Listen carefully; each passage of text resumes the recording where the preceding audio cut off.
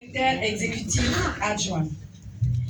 Militantes et militants, chers compagnons, chers compatriotes, mesdames et messieurs, en ce début d'année, permettez-moi de vous adresser à tous, ainsi qu'à vos familles et vos proches, mes vœux de santé et de succès.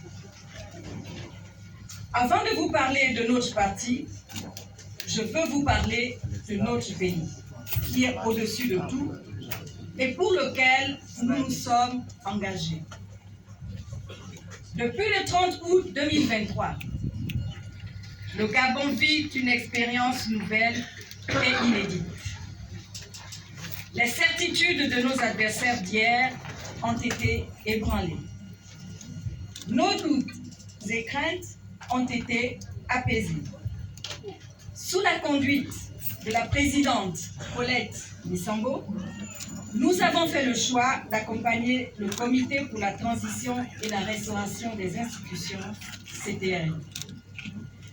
Nous l'avons fait parce que nous voulons contribuer à doter notre pays d'institutions fortes et républicaines au service de tous et non de quelques-uns.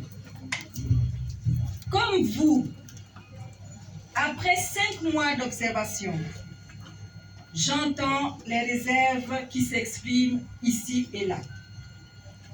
Je ne prétends pas que tout va désormais pour le mieux dans le meilleur des mondes.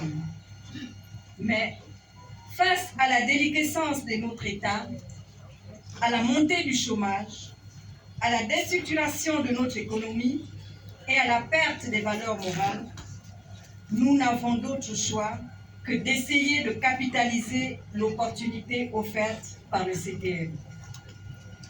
Soit nous nous mettons en position de spectateurs, et alors nous serions condamnés à subir, soit nous mettons nos énergies à contribution, et alors nous pourrions peser sur le cours de l'histoire.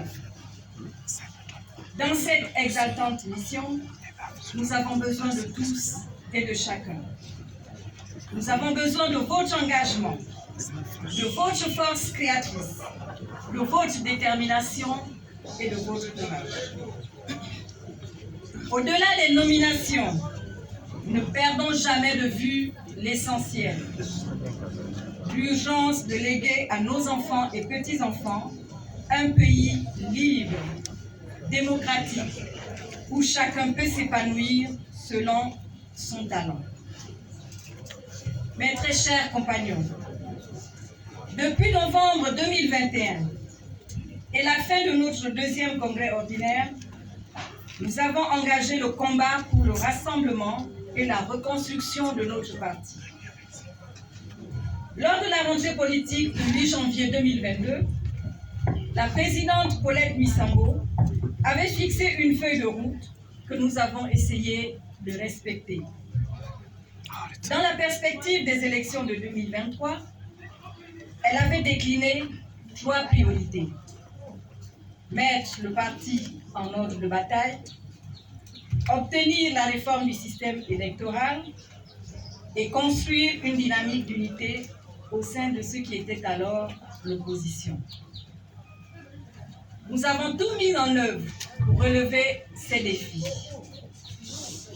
Je sais que ce ne fut pas toujours facile, mais personne ne peut nier que l'Union nationale a été à l'initiative du mémorandum pour la transparence électorale. Personne ne peut non plus nier que notre parti a joué un rôle de premier plan dans la mise en place de la plateforme Alternance 2023. Même si nos adversaires ont fait preuve d'un égoïsme déconcertant, aux antipodes de l'intérêt général, nous avons bataillé pour obtenir la réforme du système électoral aux côtés de nos alliés de toujours. Avec eux, nous avons rassemblé l'opposition, désigné un candidat consensuel à la présidentielle d'août 2023 et pris une option tactique qui nous a permis d'annihiler les effets du fameux ticket imposée par le pouvoir déchu et malicieusement dénommée bulletin unique. Je laisse à chacun le soin d'apprécier le résultat de notre travail. Mais devant vous, ici et maintenant, je l'affirme, Ali Bongo et le Parti démocratique gabonais PDG n'étant plus au pouvoir, nous devons repenser notre stratégie et redéfinir notre positionnement.